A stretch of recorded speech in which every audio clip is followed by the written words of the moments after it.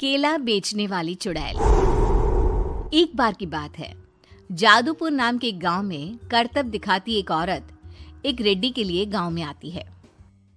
आइए आइए मेहरबान कदरदान, खाइए रोहड़ा के ताजे ताजे केले। कभी खाए नहीं होंगे ऐसे केले, पीले पीले केले खाइए। ये कहकर रोहड़ा हाथों में 4 केले लिए उन्हें सर्कल में जोर जोर से हवा में उछालती हुई करतब दिखाती है, जिसे देखकर आसपास के सारे बच्चे अपने अपने मम्मी पापा से उस औरत के पास जाने की जिद करने लग जाते हैं। पापा, ऐसा तो सर्कस में बॉल से होता है ना, ये आंटी तो केले से कर रही है। चलिए ना पापा, देखते हैं। रोहड़ा एक पतली सी तार पर चलती हुई केलों से करतब दिखाती है। आते जाते सभी लोग बाहर रुककर उसके करतब देखते हैं और वाह वाही करते नहीं थकते। जैसे ही एक आदमी पास आकर उसे पैसे देने लग जाता है, तब वो कहती है, अरे नहीं नहीं साहब, मैं करतब तो बच्चों के मन को बहलाने के लिए करती हूँ। धंधा तो मेरा केले का है। पीछे देखो मेरी रिड्डी, जो भी मेरे केले खाएगा मेरी तरह चुस्त दुरुस्त और तंदुरुस्त हो जाएगा। पता चलता है क्या कि मेरी उम्र 55 की है। अरे पर ऐसे ठंड के मौसम में कोई केला क्यों खाएगा? ये ऐसे वैसे केले नहीं है साहब, ये शरीर में गर्मी देते हैं। ठंड को दूर भगाए जो भी रोहिणा के केले खाए। पापा, अगर मुझे केले नहीं मिले तो मैं घर नहीं जाऊंगी। तभी उसके पापा कहते हैं कि बेटा, केले ठंड में कभी गर्मी नहीं देते। ये सब कहने की बातें हैं, सामान बेचने का तरीका है इनका। पर पिंकी नहीं मानती। मैं केले खाऊंगी। पिंकी की जिद के आगे नत्थू हार जाता है और उसे केले खरीद कर दे देता है। पिंकी खुश होकर केले घर ले आकर खाती है। अब मैं भी करतब करूंगी, कितना मजा आएगा। जादुई केले। पिंकी पहला केला खत्म भी नहीं करती कि वो बेहोश हो जाती है। दूसरे केले से एक काला धुआं आता है और रोहड़ा चुड़ैल बनकर बाहर निकल आती है। मेरे भूतिया केले बच्चे न खाए, ऐसा हो ही नहीं सकता। जादूपुर वालों, कब तक बचोगे? आ गई हूं मैं रोहड़ा, जिसका कोई नहीं कर सकता सामना। रोहड़ा पिंकी को गोद में उठाकर काले धुएं में कहीं गायब हो जाती है। शाम के वक्त नत्थू घर लौटता है और पिंकी को घर में ना पाकर उसकी माँ से कहता है, माँ पिंकी कहाँ है? अरे बेटा, उसे तो तू सुबह करतब दिखाने ले गया था ना, फिर कहाँ वापस आए तुम दोनों? मुझे लगा तू उसे अपने साथ मंडी ले गया होगा। हे भगवान, मेरी बच्ची कहाँ गई? मैं उसे घर ही तो छोड़कर गया था माँ। नत्थू गांव के घर कोने में अपनी बेटी को ढूंढता है, पर उसे वो कहीं नहीं मिलती। परेशान होकर आखिर रो रो कर नत्थू हिम्मत हार कर घर लौट आता है।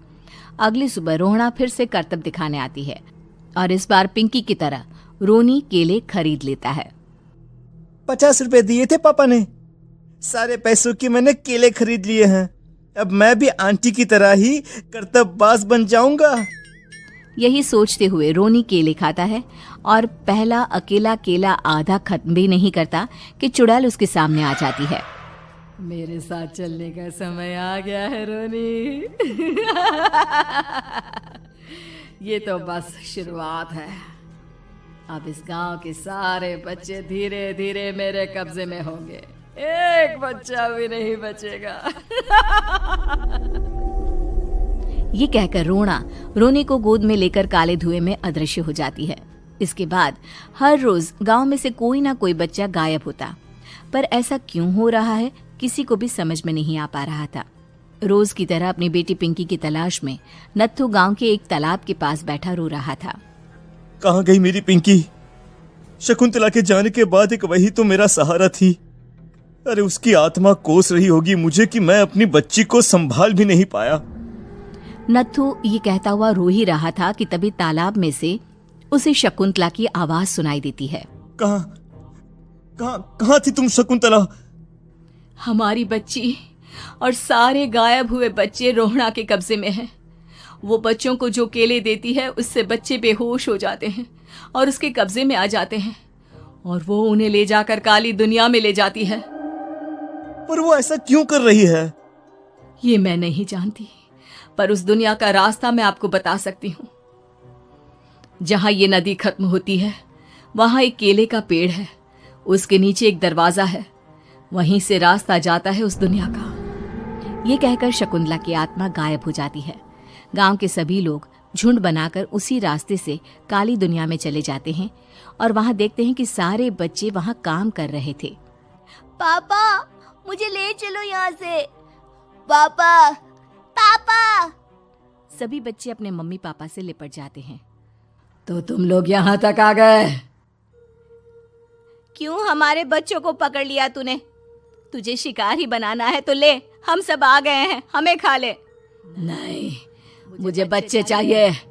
मेरे बच्चे के बदले तुम लोगों के बच्चे। क्या मतलब? मैं इसी गांव में रहने वाली एक औरत थी। केले की चोरी के इल्जाम में मेरे बेटे को गांव वालों ने इतना मारा कि वो मर गया। उसी दिन मैंने ठान लिया कि गांव वालों का भी वही हाल करूंगी।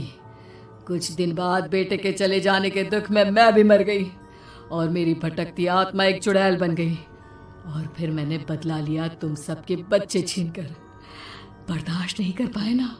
सोचो मुझ पर क्या बीती होगी। हमें माफ कर दो रोना। पता नहीं ये किसकी गलती थी, पर हम सभी माफी मांगते हैं। हमारी खुशियां लौटा दो, तुम भी तो एक माँ हो। गांव वालों की बात सुनकर रोना का मन पिघल जाता है और वो बच्चों को छोड़ देती है। उसके बाद काली दुनिया बच्चों के लिए जादुई दुनिया बन जाती है। अब कोई भी कभी भी वहां आ जा सकता था।